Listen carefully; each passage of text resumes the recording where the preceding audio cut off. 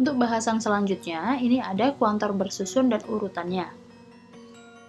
Terkadang, dalam kuantifikasi tidak hanya memuat satu kuantor saja, namun beberapa kuantor. Nah, untuk kasus kuantifikasi yang memuat beberapa kuantor, ini nilai kebenarannya tidak hanya bergantung pada jenis kuantornya saja, namun juga bergantung pada urutannya.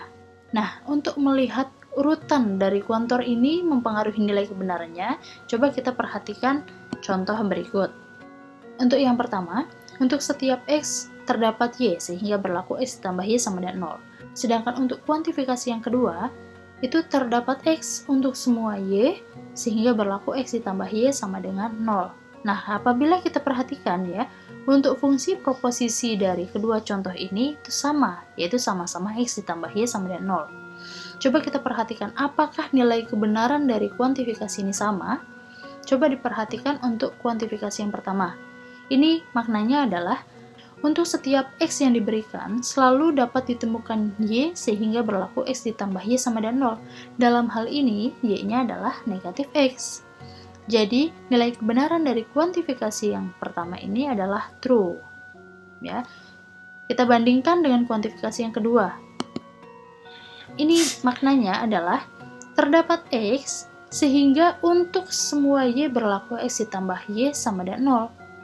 Andai ada X yang dimaksud, misalkan X0 ya, maka dengan mengambil Y sama dengan negatif X0 ditambah 1, ini akan diperoleh X0 ditambah Y, ini sama dengan X0 dikurangi X0 ditambah 1, sama dengan 1 ya, padahal ruas kanannya sama dengan 0, dan kita tahu bahwa 1 itu tidak sama dengan 0, jadi nilai kebenaran dari kuantifikasi yang kedua ini adalah false.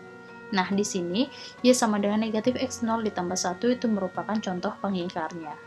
Coba kita perhatikan untuk kriteria nilai kebenaran dari kuantifikasi bersusun pada halaman 45 ya. Ini ada 4 kriteria. Tapi dari keempat kriteria ini bisa kita simpulkan bahwa untuk kuantornya yang berbeda, maka nilai urutan ini mempengaruhi nilai kebenarannya. Seperti pada kasus 2 kuantifikasi yang kita bahas sebelumnya. Nah, sedangkan pada kondisi yang kedua, apabila kuantor-kuantornya sama, maka urutan di sini tidak mempengaruhi nilai kebenaran ya, tidak masalah. Nah, contohnya seperti untuk setiap X, untuk setiap Y, maka berlaku PX. Nah, untuk kuantor yang terhadap X maupun kuantor yang terhadap Y itu tidak masalah untuk urutannya. Nah, untuk memperkuat pemahaman, silahkan pahami contoh 2.17 hingga 2.22. Dan juga jangan lupa untuk kerjakan latihan selingan 2.7 dan 2.8. Yang selanjutnya, ada negasi kuantifikasi bersusun. Sudah kita temukan formula dari negasi kuantifikasi ya, namun bagaimana untuk negasi dari kuantifikasi yang bersusun? Coba kita perhatikan.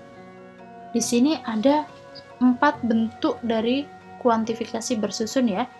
Ada yang pertama, negasi untuk setiap X, untuk setiap Y, berlaku P, X, Y.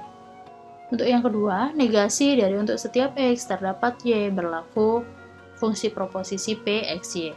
Yang ketiga, itu negasi dari terdapat X untuk semua Y, berlaku P, X, Y. Dan yang terakhir, negasi dari terdapat X, terdapat Y, sehingga berlaku P, X, Y. Nah, untuk 4 formula ini, saya cukup bahas untuk penemuan formula kuantifikasi bersusun yang tipe kedua ya. Untuk tipe kedua ini, karena kita sudah menemukan formula dari negasi kuantifikasi yang biasa, maka bisa kita gunakan langsung untuk kuantor yang pertama, yaitu negasi dari untuk setiap X terdapat Y berlaku PX. Kita negasikan terlebih dahulu untuk kuantor universalnya, sehingga diperoleh terdapat X dalam kurung negasi dari terdapat Y sehingga berlaku PXY. Nah, untuk negasi dari kuantifikasi yang di dalamnya sini, itu kan sama seperti formula sebelumnya. Ya, seperti negasi kuantifikasi eksistensial, yaitu apa? Untuk setiap Y tidak berlaku PX, sehingga untuk negasi dari kuantifikasi bersusun ini ekuivalen dengan terdapat X untuk setiap Y, sehingga tidak berlaku PXY. Nah, untuk 3 kuantifikasi bersusun lainnya, silahkan mahasiswa untuk coba sendiri. Bagaimana formula negasinya? Untuk pemahaman lebih lanjut, silahkan pahami contoh 2.23 dan juga kerjakan latihan selingan 2.9. Baik, sekian dari saya. Terima kasih.